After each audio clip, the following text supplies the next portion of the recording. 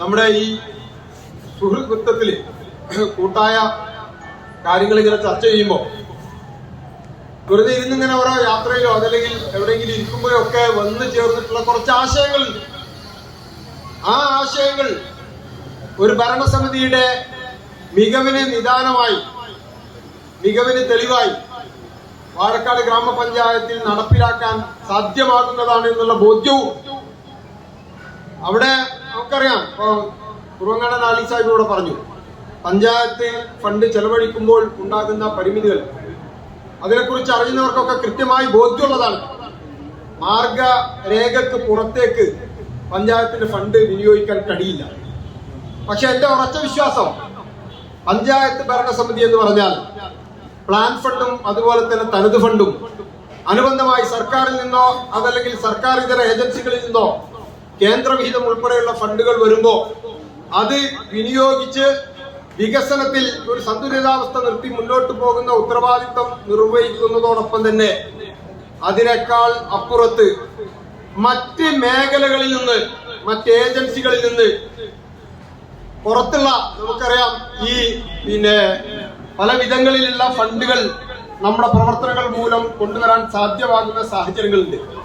അപ്പോ പദ്ധതി വിഹിതത്തിനപ്പുറത്ത് പൊതു പങ്കാളിത്തത്തോടുകൂടി സ്വകാര്യ സംരംഭകരുടെ സഹായത്തോടുകൂടി നമ്മുടെ പഞ്ചായത്തിനെ മറ്റു പഞ്ചായത്തുകളിൽ നിന്ന് വ്യത്യസ്തമായി എങ്ങനെ മുന്നോട്ട് കൊണ്ടുപോകാൻ കഴിയുമെന്നുള്ള ചിന്തയാണ് ഭരണാധികാരികൾക്ക് ഉണ്ടാകേണ്ടത്.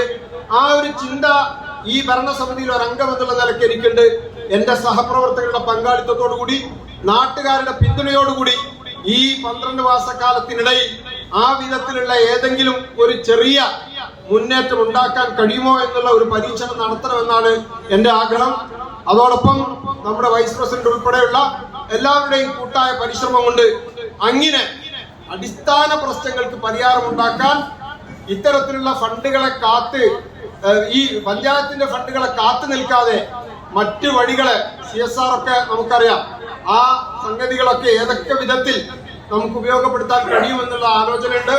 വാഴക്കാടിന്റെ എല്ലാ വികസനങ്ങൾക്കും, എല്ലാ ജീവകാരുണ്യ പ്രവർത്തനങ്ങൾക്കും അതുപോലെ തന്നെ മറ്റ് സംരംഭങ്ങൾക്കും ഒക്കെ സഹായകരമായ നിലപാട് സ്വീകരിക്കുന്ന പ്രവാസി കൂട്ടായ്മകളും അതുപോലെ തന്നെ ബിസിനസ് സംരംഭകരും ജീവകാരുണ്യ പ്രവർത്തനങ്ങളുടെ ഭാഗത്ത് നമ്മളോടൊപ്പം ഹൃദയം ചേർത്ത് വെച്ചവരുമൊക്കെ ഈ പഞ്ചായത്തിന് 4 അതിരുകൾക്കുള്ളിലുണ്ട്.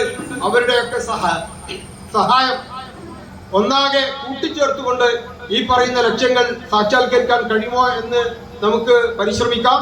എല്ലാവരുടെയും പിന്തുണ ഉണ്ടാകണമെന്ന് മാത്രം സൂചിപ്പിച്ചുകൊണ്ട് ഈ വളരെ മനോഹരമായ ഒരു അനുമോദന ചടങ്ങ് ഇവിടെ സംഘടിപ്പിച്ചിട്ടുള്ള ഇതിന്റെ പിന്നണിയിൽ പ്രവർത്തിച്ചിട്ടുള്ള സഹപ്രവർത്തകരെ അഭിനന്ദിക്കുന്നു.